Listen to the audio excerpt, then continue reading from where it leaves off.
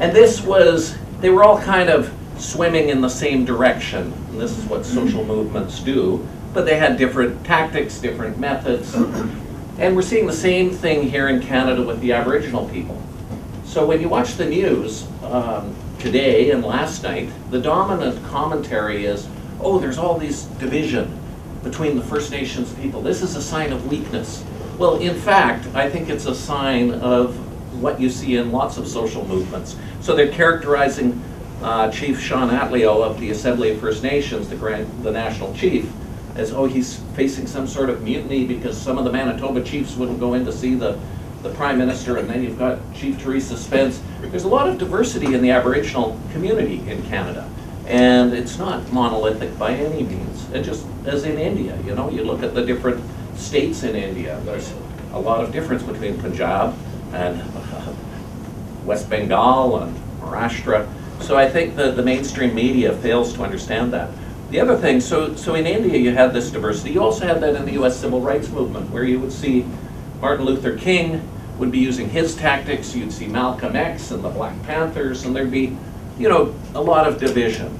And then what eventually happens is the dominant power tends to negotiate with the one who is deemed to be more reasonable. So I think in the case of India it was Gandhi. In the case of the US it was Martin Luther King. And I think what we're seeing in Canada is Sean Atleo, who actually comes from Vancouver Island, the Nachalna First Nation. The coastal First Nations in BC tend to be a little more accommodating than the interior, and you can see it reflected in the different organizations. There's First Nations Summit, there's Union of BC Indian Chiefs. For many years the Union of BC Indian Chiefs would only negotiate with the federal government. The First Nations Summit would deal with the province and the federal government. So then what you have happening, but what's happened is, in the midst of this, Stephen Harper has brought in legislation, Bill C-45, which has taken away federal authority over waterways and environmental protection. So it's made it easier to approve the Northern Gateway Pipeline and other pipelines across unceded Aboriginal territory. So that was the spark. And Ujjal Dosanjh was talking about, you know, this powder keg. There's a couple of other issues here, though. These chiefs are elected by their First Nations. But most of the Aboriginal people in Canada don't live on reserves. They actually live in cities.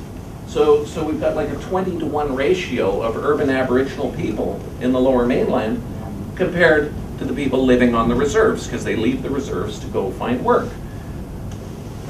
But the media is focusing on the chiefs all the time. But the demonstrations, in some cases, like yesterday in Vancouver, are happening in the cities. And there's no one who's kind of elected to represent the urban Aboriginal people. And then you throw another aspect, more than 50% of them are under the age of 25. So they're all coming of age right now, and it's similar to what happened with the Vietnam War. You had this baby boom generation coming of age at a time when there was a major social issue. So I think it's all come together to create a very interesting and fascinating and important, and then you can throw in the social media so people can communicate.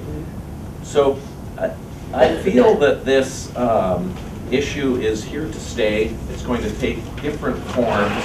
You're going to watch the media interviewing chiefs on TV and talking about divisions in the First Nations kind of leadership, but a lot of these First Nation leaders do not actually represent the people who are in the streets.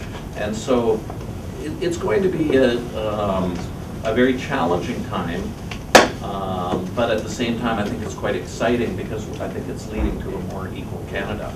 And I do see some parallels between what happened with the Indian independence movement, which was really decolonization, and what we're seeing here in Canada with the First Nations, which is also an effort to decolonize. And you hear the young people say that, you know, they want to decolonize themselves, even like cleanse themselves. So you're seeing this embracing of these traditional healing ceremonies and things like that. So anyway, I appreciate having a chance to just talk about that for a few minutes. I hope it enlightens you, and it's going to be interesting times in Canada.